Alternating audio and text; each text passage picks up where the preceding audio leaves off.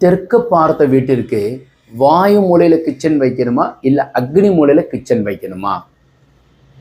நிறைய அன்பர்கள் என்ன செய்கிறாங்கன்னாக்கா, சவுத் ஃபேஸிங் ஹவுஸ், தெற்கு பார்த்த வீடு, அக்னி மூலையில் கிச்சன் அமைச்சிட்டீங்க, அகலம் 20 அடி இருக்குன்னு வச்சுக்கோங்க. உதாரணத்திற்கு அகலம் ஜாஸ்தி இருந்தால் பிழை கிடையாது. 20 அடி இருக்குது அப்படின்னாக்கா அக்னி இன்னொன்று நெருப்பு. சரி, அப்போ அக்னி நெருப்புன்னா அந்த மூளைக்கு உண்டான கிரகம் யாருன்னா சுக்கிரன். தெற்க பார்த்த வீட்டிற்கு நீங்கள் கிச்சன் அக்னி மூலையில் அமைச்சிட்டிங்கன்னா கன்னி மூலை பள்ளமாக போயிடும், வாசல் வந்துடும்.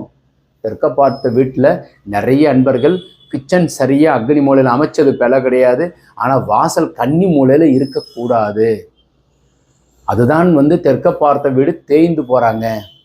தயவு செய்து அது மாதிரி அமைக்காதீங்க. அப்போ தெற்க பார்த்த வீட்டிற்கு சவுத் ஈஸ்ட் அக்னி மூலையில் தலைவாசல் வைத்தால் பொன்முட்டை சேரும். அப்போ கிச்சனை எங்கே சாமி வைக்கிறது? வாயு மூலையில் வைக்கணும்.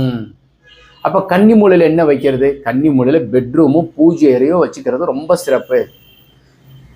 எக்காரணத்தை கொண்டும் தெற்க பார்த்த வீட்டிற்கு கன்னி மூலை வாசல் வைக்க வேண்டாம். இந்த தகவல் உங்களுக்கு பிடித்திருந்தால் லைக், ஷேர் பண்ணுங்கள், கமெண்ட் பண்ணுங்கள், சப்ஸ்கிரைப் செய்து வைங்க.